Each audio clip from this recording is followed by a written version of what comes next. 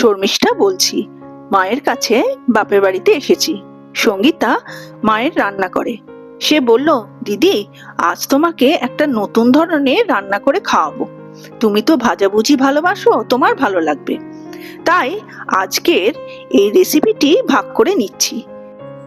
আমি বললাম, সঙ্গীতা, এটার নাম কি রে রেসিপিটার? তখন সঙ্গীতা বলল, দূর, আমি নাম জানি না, এমনি আমরা খাই খুব ভালো। তখন আমি ভাবলাম, এটা গোল গোল দেখতে, তো তো তাহলে এটার নাম দেওয়া যেতেই পারে স্পাইসি এগ পপস। তো আমি এই নামেই এই রেসিপিটাকে চিহ্নিত করলাম।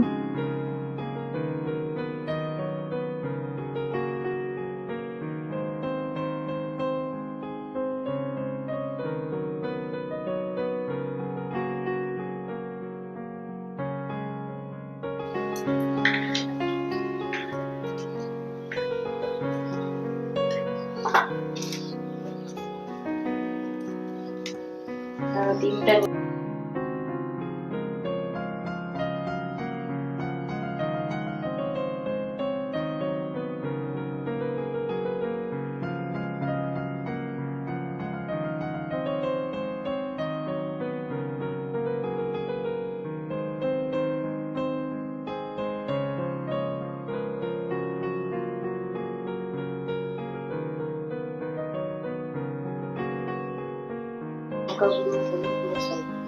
আচ্ছা, নুন দিলি?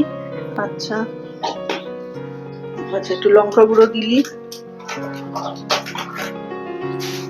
হলুদ গুঁড়ো, আচ্ছা, একটু হলুদ গুঁড়ো।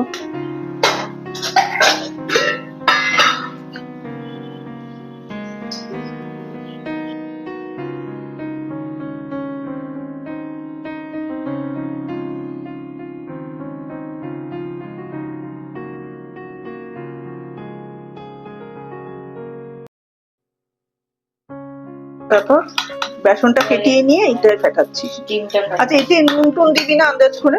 এই পেঁয়াজ টেঁয়াজ একটু নুন টুন দিয়ে না দিয়ে মানে ওখানেই পরিমাণ মতো নুন দিয়ে দিবি? আচ্ছা আচ্ছা, দিয়েছি।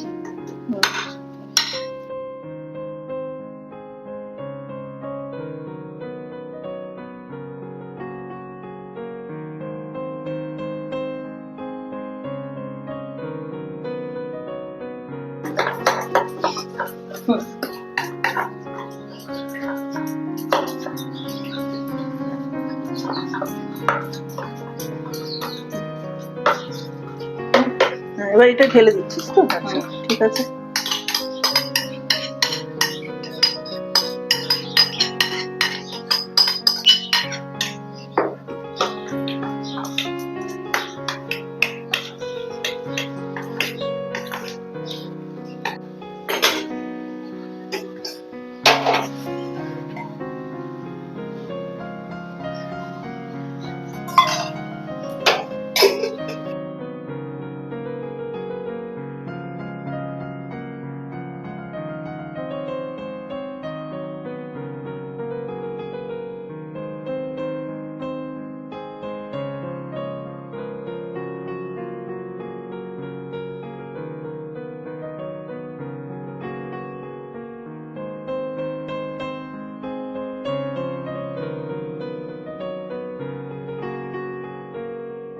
গ্যাসটা একটু সিমে করে দিবি, তাই তো?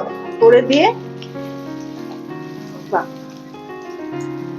গরম গরম ভাতে তো জমে যাবে রে। গরম গরম ভাতে খেলে এক থালা ভাত খাওয়া যায়, তাই না?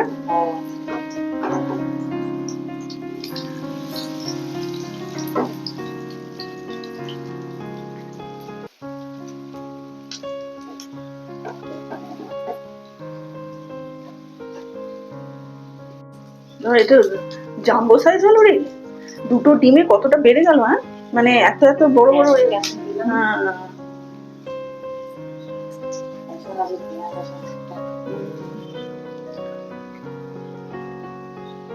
জোরে দিয়ে ভাজি।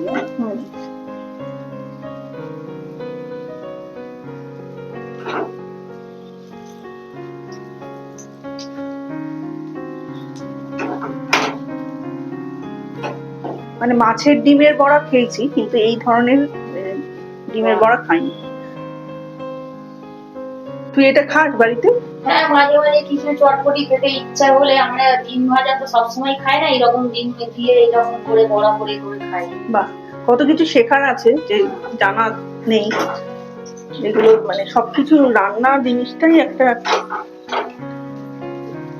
সামান্য দুটো ডিম দিয়ে কত লোভনীয় খাদ্য হয়ে গেল। আর বাচ্চারাও ভালো করে খাবে, ভালোবেসে খাবে। বাচ্চারা তো ডিম খেতে খুব ভালোবাসে, মানে একঘেয়ে ডিম সেদ্ধ ডিম ভাজা না খেয়ে এরম যদি করে দেওয়া হয়। মাদের তো সবসময় একটা সমস্যা থাকে না, এই খেলে এলো, এই পড়ে এলো, এই খিদে পাচ্ছে মা, তখন মারা এই রেসিপিটা বানিয়ে দেখতেই পারে। আমার মনে হয় টেস্ট ভালো হবে, তুই খাচ্ছিস যখন সবসময়। তোর ছেলে খুব ভালোবাসে নাকি? হ্যাঁ, আমার ছেলে তো খুব ভালোবাসে, আমাদের বাড়িতে তো মাঝে মাঝেই বানানো হয়।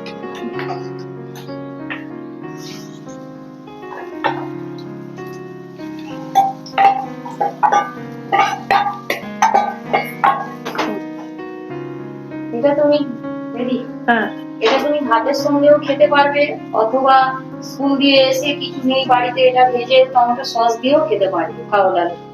একটু চায়ের সাথে। আজ তাহলে আসি, আবার দেখা হবে অন্য একটি ভিডিওতে। নমস্কার।